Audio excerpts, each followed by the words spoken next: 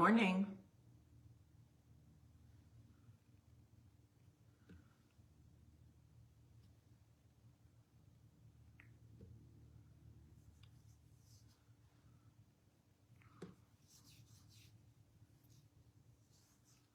Good morning.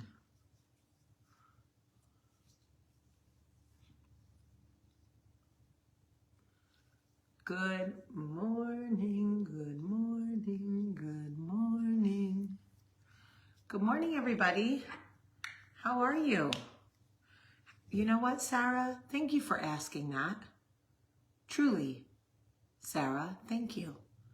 I don't know how I am, to be honest. I really don't. I don't know. That's my honest answer. But I am getting dressed for church because my beautiful daughter, Olivia, is making her confirmation this morning. So I'm so excited for her. It's such an exciting day for this family.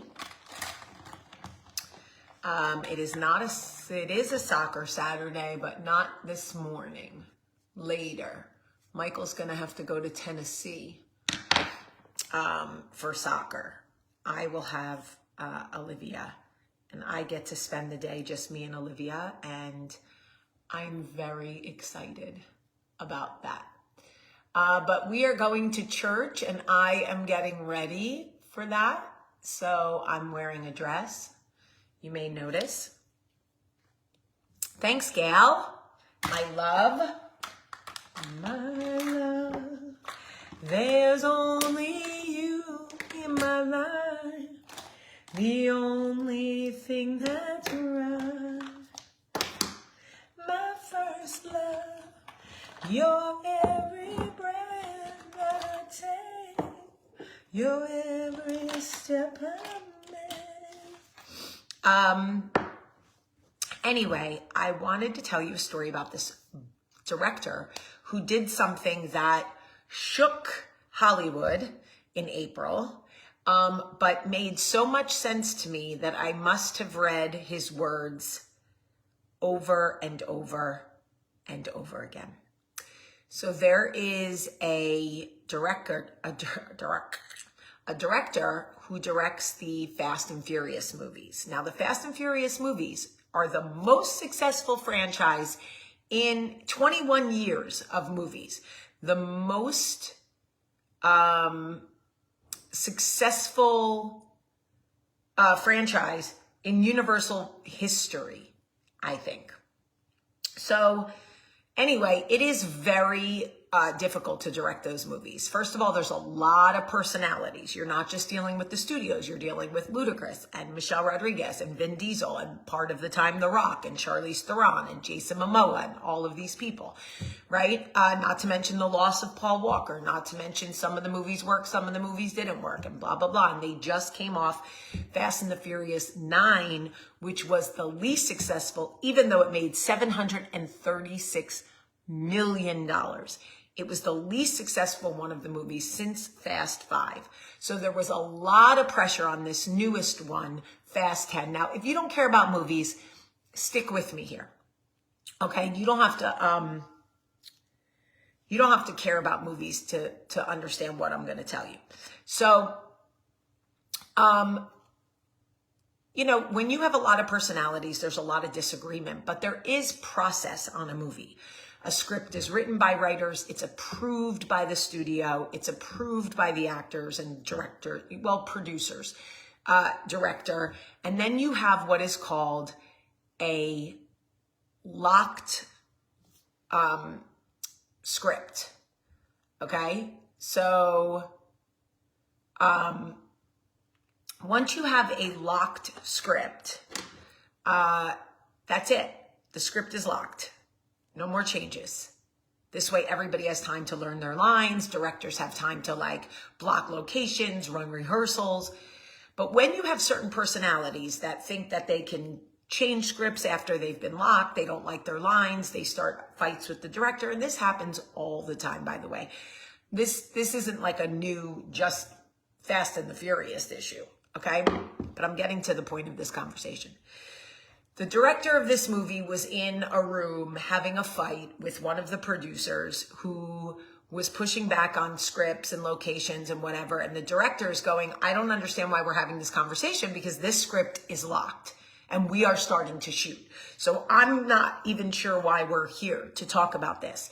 And that producer, actor, who didn't like the way the director was dismissing him, got louder and it got really heated. And the director said, now this is a multi-million, billion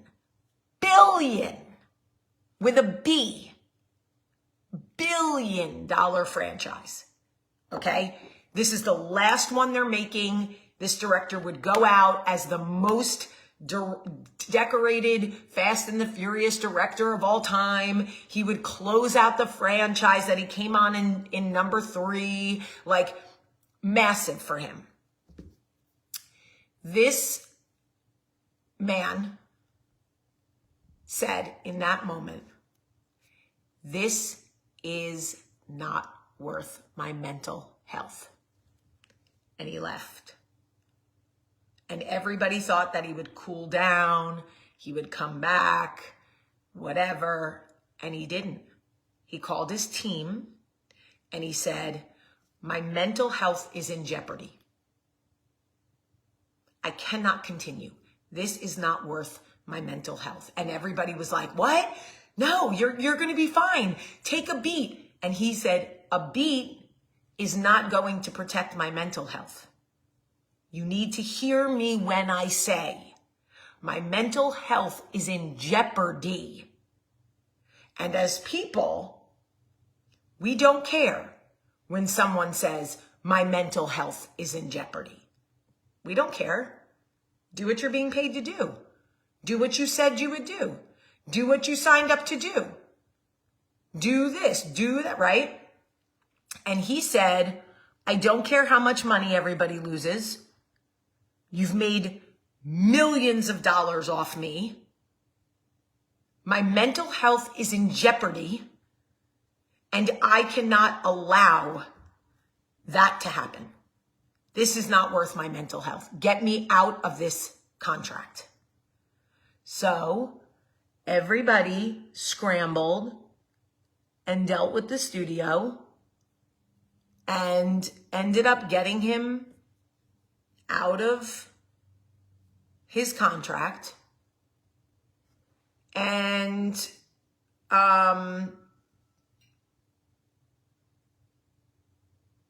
he was able to walk away. And for me, what I took away, what I found so fascinating about that whole story was the amount of times that man had to say, you're not listening to me. My mental health is in jeopardy, and I can't allow that because I have 50 years left on this planet, and I cannot be a fractured man. My mental health is not worth this. I need to go. Do you know how powerful it is to say, my mental health is not worth this? It's not worth it. I have to choose me. I have to look out for me. I'm sorry you're going to lose money. I'm sorry it's disruptive to you. But my mental health is in jeopardy.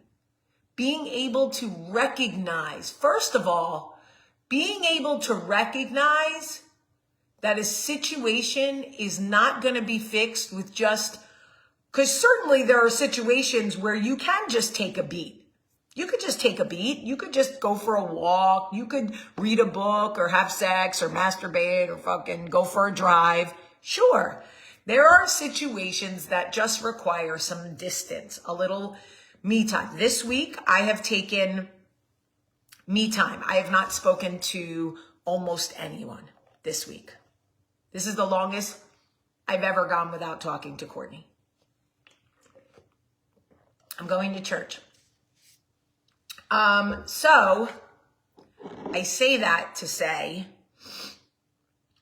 to have the discernment to understand this is not a situation that will be fixed if I just take a beat. My mental health is actually in jeopardy. And I can't hide it anymore.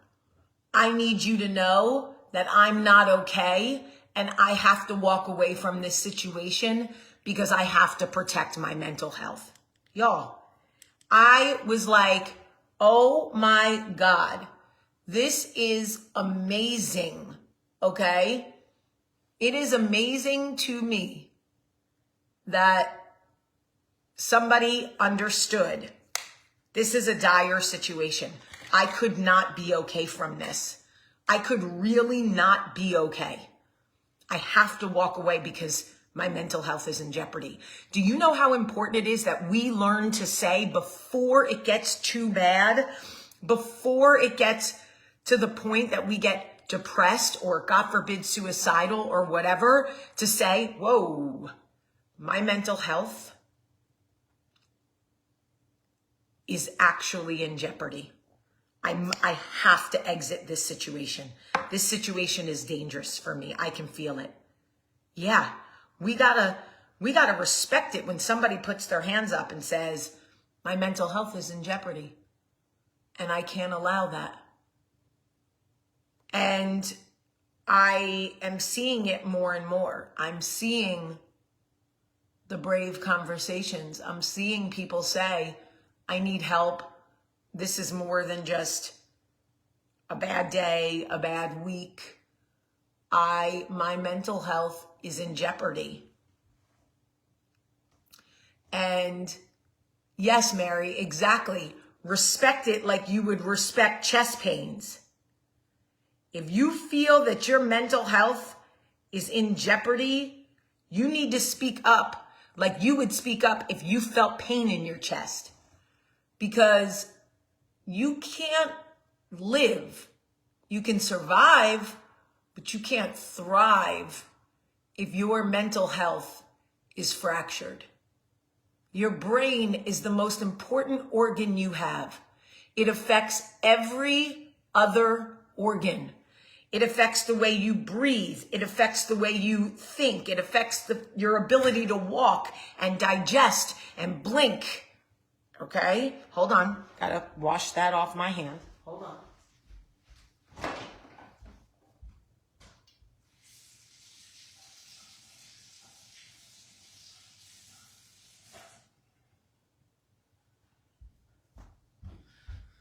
Okay, so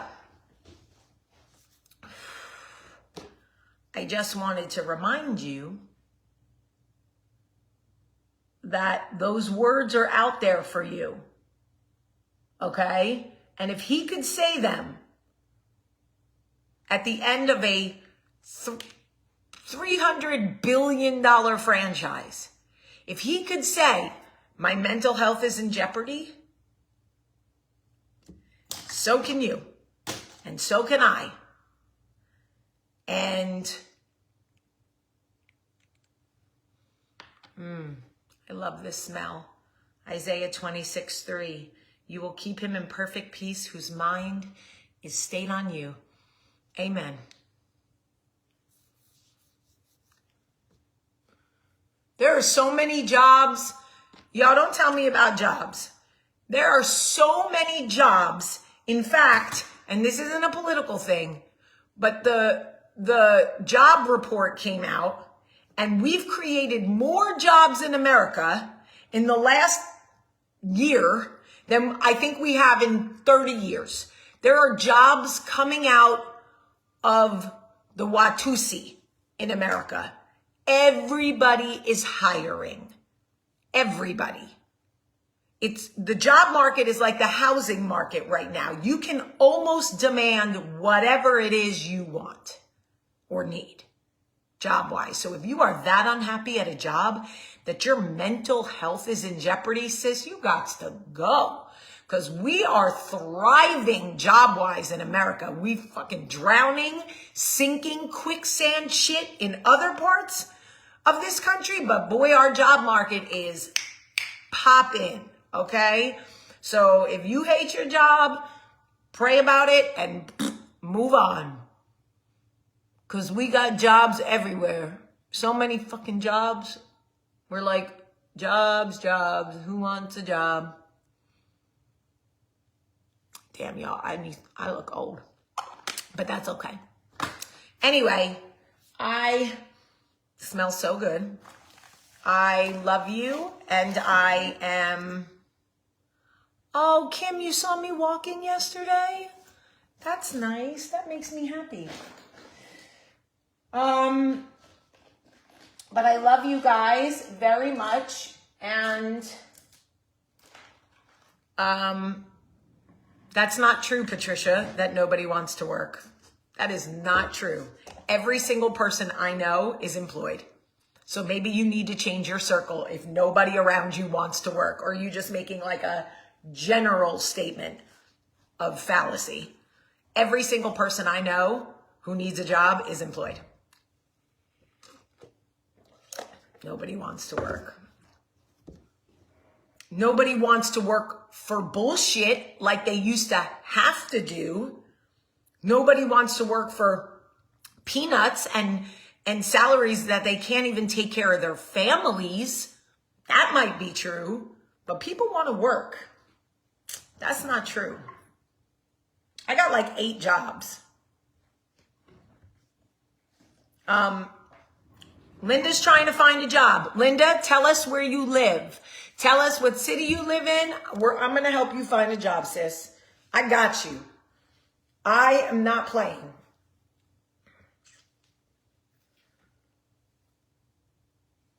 I got you. I will help anybody find a job. You could put me down as a reference. I promise you, I'll be like, oh yeah, she used to work for me. I love her. 100%. Don't play with me. Don't play about my people either. Where, Massachusetts? Where are my Massachusetts people? Where are my Massachusetts people? She wants a job. She needs a job. We're going to help her get a job. Let's go. Okay? You got to tell us what kind of job you want. Don't have me out here. Don't have me out here as a... Linda, 67 is young, boo. 67 is young. We're going to find you something. Deborah lives in where you live. Okay? Janice, we got you. Listen, y'all going to turn me into a recruiter. I will be on this app. Tara lives in Heber Springs, AR. Shit, is that Arizona or Arkansas? I don't know. I think it's Arizona. But she needs a job. Listen, y'all are going to have me out here like a recruiter. I really will have y'all have every job. I will get you every job. Bright Horizons is hiring. Corporate offices in Newton, Massachusetts. Bright Horizons. Okay, we're about to get everybody a job. You want a job? I'm going to get you a job. Deborah lives in Scituate. Stuart, Florida. Stuart, Florida. Somebody needs a job. Listen, guys, you think I'm kidding. If you need a job, put your city and your state. We got it. We got you. We are going to help everybody find a job. I will be on Facebook. Janice lives in Virginia Beach, Virginia. Janice, we're going to get you a job when the doctor tells you it's time. I promise. I'm not going to have anybody out here who wants a job without one. Okay? I'm absolutely not going to do that. If you need a job, you tell us. Okay? Because you got to have a J-O-B if you want to be with me. I love you guys very much. And I want you to know, that nothing is worth your mental health. Nothing. You are so important. You are so needed. You are so loved. You have so much value. And your mental health means everything. Nothing is worth fractured mental health. No situation, no job, no relationship, nobody's dusty ass son or daughter. Okay? You deserve a break today. Okay? Okay. I love you. Have a great, great day. And I'll post a picture of me and Olivia.